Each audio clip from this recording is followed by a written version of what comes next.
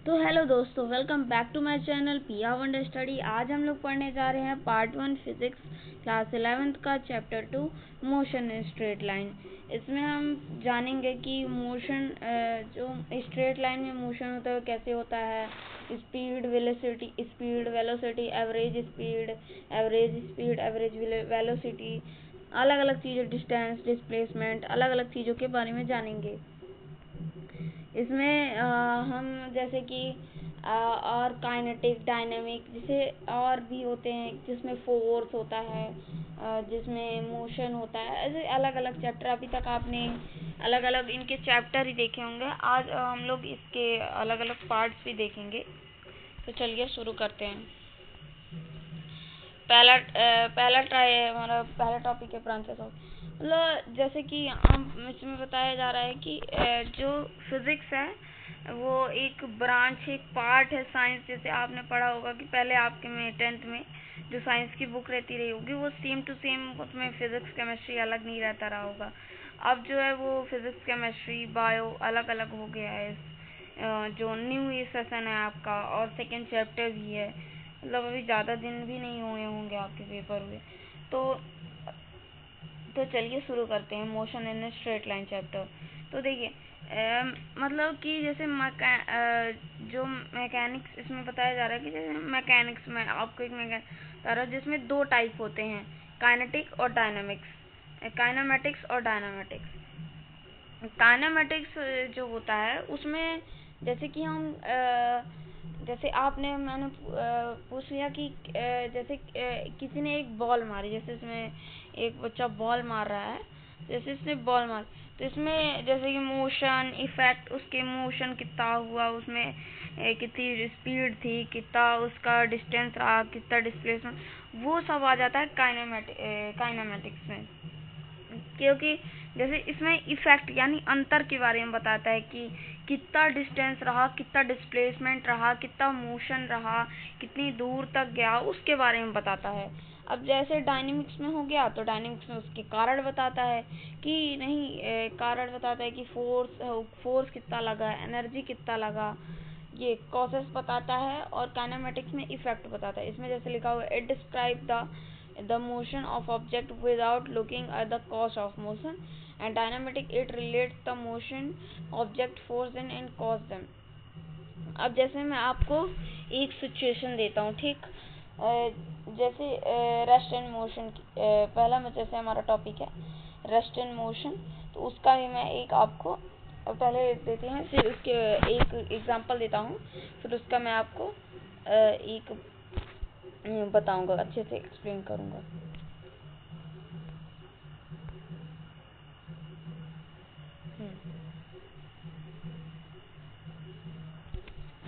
पहला एग्जांपल हमारा, तो पहला एग्जांपल जैसे कि हमने एक स्कूल बस ले लिया, ठीक, स्कूल बस, और एक बॉल है जो जा रही है, ठीक, एक बॉल है जो जा रही है।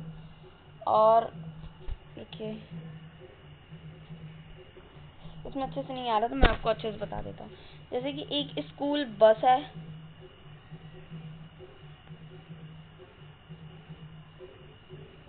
ठीक, और एक बॉल है, और एक यहाँ पे मैन है।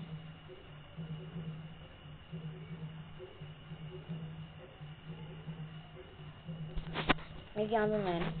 अब ये जो बस है ये भी चल रही है, कितनी स्पीड से, 10 मीटर पर सेकेंड।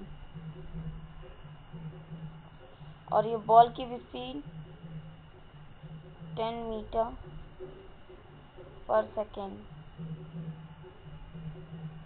और जो ये है, ये रेस्ट में है अभी,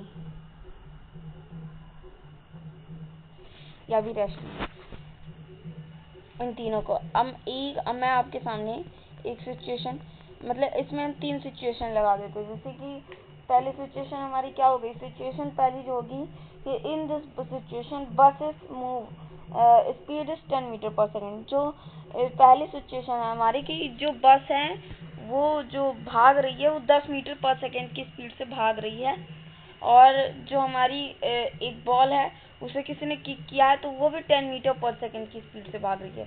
बट जो एक मैन है वो अभी स्टैंड है, मतलब रेस्ट मोशन में है, और ये दोनों चीजें जो हैं ये मोशन में है, ये दोनों मोशन में है, ये दोनों अभी मोशन में है, और ये मैन जो है वो रेस्ट में है। इसमें देखते हैं कि और जैसे कि अब स्पीड जो है मैन की हो गई वो 0 मीटर पर सेकेंड। अब इसमें जैसे मैं आपको एक 3 सिचुएशन दे देता हूँ कि जो स्कूल बस में जैसे बच्चे बैठे हैं, इन सिचुएशन जैसे कि स्कूल के बस में जो बच्चे बैठे हैं, जो इसमें इस स्कूल बस में जो बच्चे बैठे हुए हैं, चिल्ड्रंस, ठीक,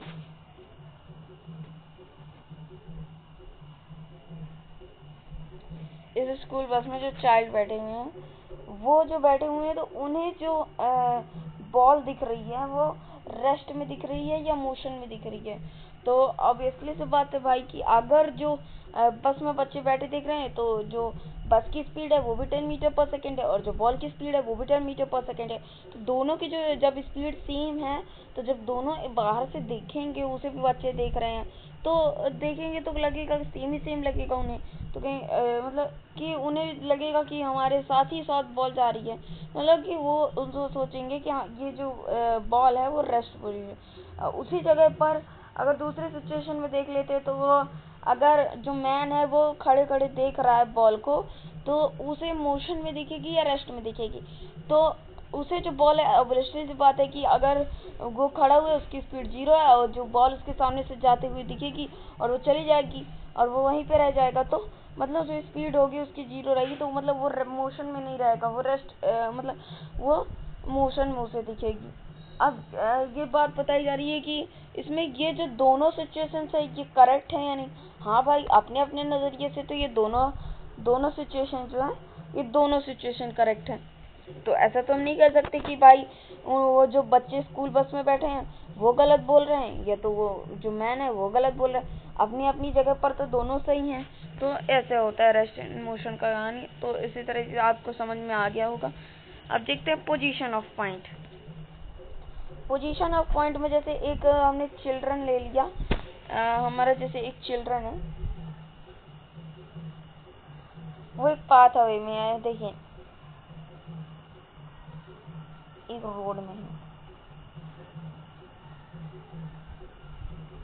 यहाँ पे हमारा ऑब्जेक्ट है, ऑब्जर्वर, ठीक।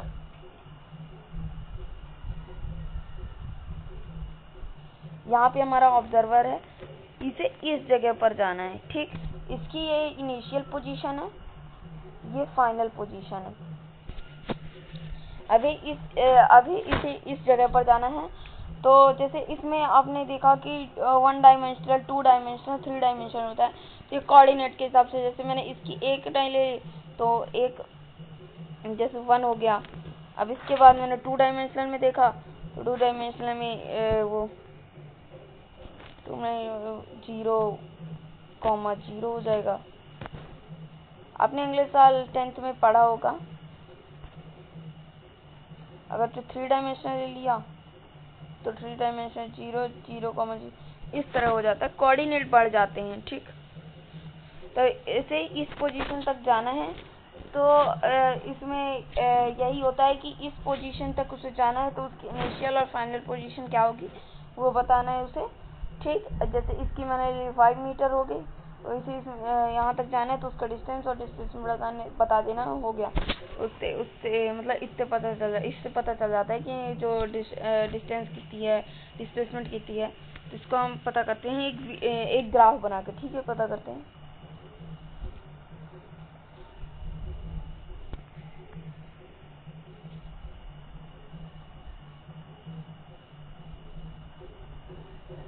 एक ग्राफ बना के पता करते हैं। ये जैसे कि यहाँ पर 0,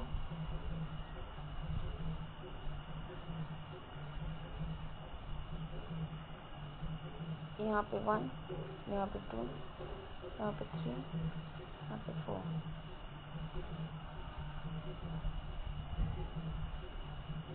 यहाँ पे 1, यहाँ पे 2, यहाँ पे 3, यहाँ पे 4।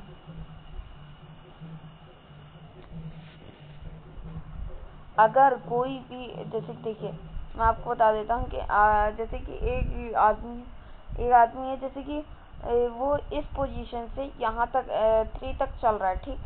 तो यहाँ से मान लिया हमने यहाँ तक, ठीक। और फिर ये 3 कदम ऊपर भी मतलब मान लीजिए कि यहाँ पे इसने मैंने उल्टा लिख दिया, सॉरी। यहाँ से आएगा 1,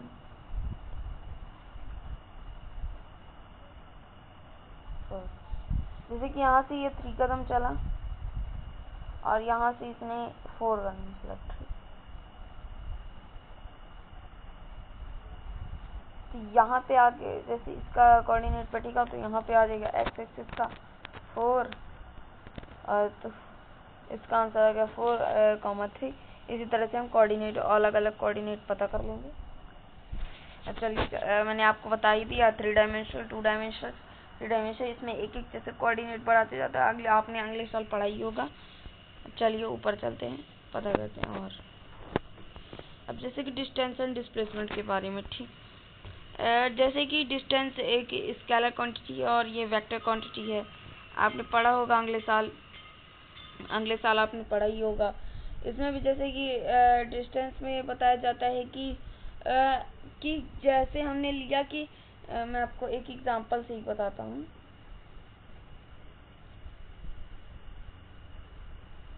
एक आदमी है जो जा रहा है यहाँ से, यहाँ पे हमारा ऑब्जेक्ट है, यहाँ पे ऑब्जर्वर है और ये यहाँ से यहाँ तक जा रहा है, ठीक। मान लीजिए यहाँ पे एक कार है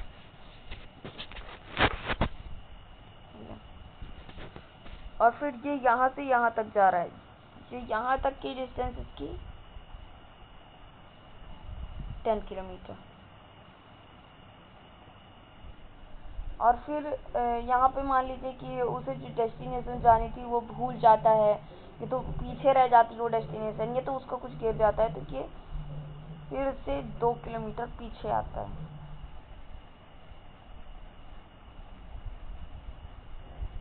दो किलोमीटर पीछे। अब इसमें और ये अब बताता हूँ कि इसमें जो इसकी इनिशियल पोजीशन हो गई, ये हो गई यहाँ पे,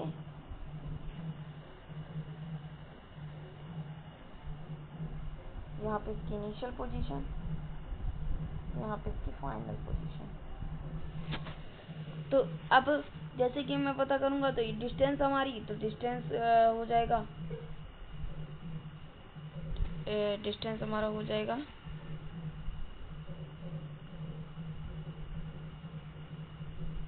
10 + 2, डिस्टेंस हमारा आ जाएगा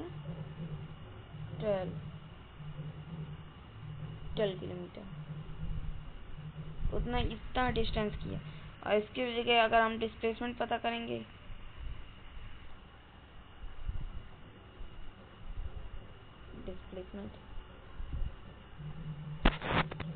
तो हमारी जो यहाँ से यहाँ तक की डिस्टेंस इनिशियल से फाइनल तक, तो 10 - 2 हो जाएगा, 10 - 2 तो आ जाएगा 8 किलोमीटर हमारा डिस्प्लेसमेंट हो गया। ये होता है। अगर हम दूसरा एग्जांपल लेते हैं, एक जैसे हमारा सर्कल पाथ है,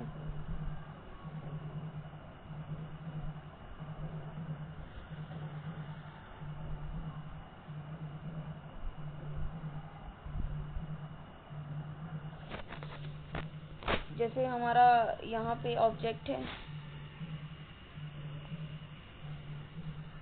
यहाँ पे हमारा ऑब्जेक्ट है और ये यहाँ से जा रहा है और यहीं पे लौट के दोबारा आ जाता है। तो मतलब इसकी यहाँ पे इनिशियल पोजीशन भी हो गई और यहीं पे फाइनल पोजीशन भी।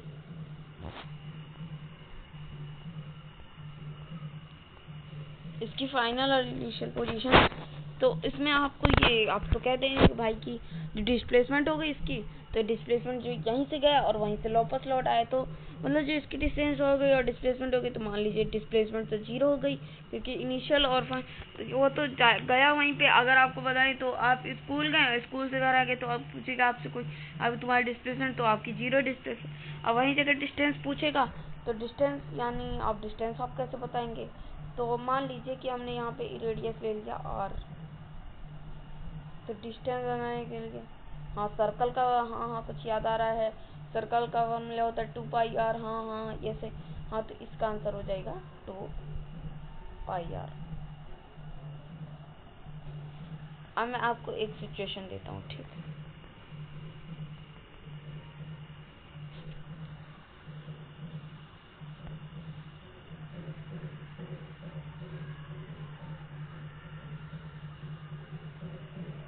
यहाँ पे हमारा ऑब्जेक्ट है, ठीक, और ये आधा दूर करता है, यहाँ तक दूरी लेकर रहा है, ठीक, आधा, ठीक। और डिस्टेंस इसका इतना ही है, और डिस्प्लेसमेंट भी आपको बताना है। तो डिस्टेंस मान लीजिए कि मैंने तभी अभी भी r ले लिया, ठीक, सेंटर इसका r ले लिया,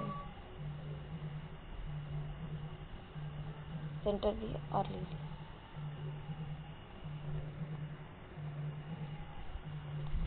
अरे यहाँ से इसके डिस्प्लेसमेंट कितने करनी है, तो यहाँ से यहाँ तक की करेंगे,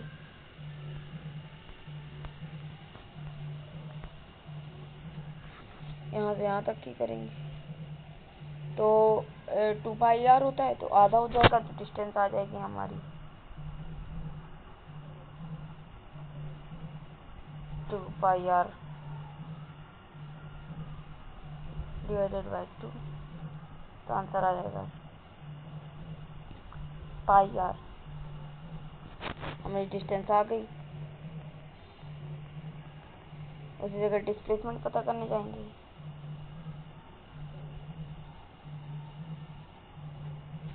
डिस्प्लेसमेंट हमारी हो जाएगी, डिस्प्लेसमेंट कि आप मान लीजिए कि हमारा जो रेडियस है वो दोनों साइड है, एक इस साइड भी रेडियस है, एक यहाँ इस साइड भी रेडियस है, तो हमारा डिस्प्लेसमेंट हो जाएगा 2r। सिंपल सा फंडा। अब यही होगा हमारा डिस्प्लेसमेंट और डिस्टेंस और डिस्प्लेसमेंट। और हाँ, एक आपसे क्वेश्चन पूछ सकता है कि डिस्टेंस की जैसे डिस्प्लेसमेंट होती है वो डिस्टेंस से मतलब जो डिस्टेंस होती है और डिस्प्लेसमेंट जो छोटी होती है हमेशा मतलब डिस्प्लेसमेंट जो होता है डिस्टेंस से बड़ा भी हो सकता है, नहीं हो सकता। बट अगर ऐसी सिचुएशन आती है कि अगर डिस्टेंस डिस्प्लेसमेंट 0 है तो डिस्टेंस और डिस्प्लेसमेंट दोनों इक्वल होंगे। अब इसी के ऊपर चलते हैं, तो हम पता करेंगे स्पीड एंड वेलोसिटी के बारे में। स्पीड की यानी मतलब स्पीड की असाइन यूनिट होती है मीटर पर सेकेंड। और अगर हम बात करें नेचर की तो स्केलर क्वांटिटी की होती है और नो डायरेक्शन। अब जैसे कि स्पीड में होता है तो स्पीड एक जैसे कि अगर distance average speed average velocity इसी में आ जाता है, यही होता है। वेलोसिटी है जैसे कि किसी की पोजीशन पता करनी है, वो होता है एवरेज स्पीड। अब एवरेज स्पीड का फॉर्मूला होता है डिस्टेंस अपॉन टाइम, और एवरेज वेलोसिटी का फॉर्मूला होता है डिस्प्लेसमेंट अपॉन टाइम। तो अगर जैसे कि हम बात करें कि हाँ हमें याद आता है कि ये जो हमारा डिस्टेंस था वो स्केलर क्वांटिटी था, तो जो हमारा स्पीड भी होगा वो भी स्केलर क्वांटिटी होगा। और अगर डिस्प्लेसमेंट की बात करें तो डिस्प्लेसमेंट भी हमारा वेक्टर क्वांटिटी था, तो वेलोसिटी भी हमारी वेक्टर क्वांटिटी हो जाएगी। जो हम अगर MLT फॉर्म में लिखे तो LT-1 हो जाएगा, और इसमें जो अगर MLT फॉर्म है तो LT- दोनों का सेम ही आ जाएगा। इसमें मैग्नीट्यूड दोनों की बात करते हैं और उसमें मैग्नीट्यूड की बस बात करते हैं, ठीक। इसमें भी एक क्वेश्चन आ जाएंगे, तो इस क्वेश्चन जो हमारा अगला क्वेश्चन रहेगा उसके बारे में हम अगली वीडियो पार्ट 2 वीडियो की मैं लाऊंगा, जिसमें हम इसके कई क्वेश्चन, अभी ये चैप्टर पूरा भी नहीं हुआ है तो ये कम से कम 3 या 4 पार्ट वीडियो में जा भी सकता है। तो इस कारण पार्ट 4 में जल्द से जल्द, कल ही हमारी जो पार्ट 2 वीडियो होगी वो भी अपलोड होगी। तो थैंक्स फॉर वॉचिंग, कल मिलते हैं नई वीडियो के साथ। Thanks for watching, bye bye दोस्तों।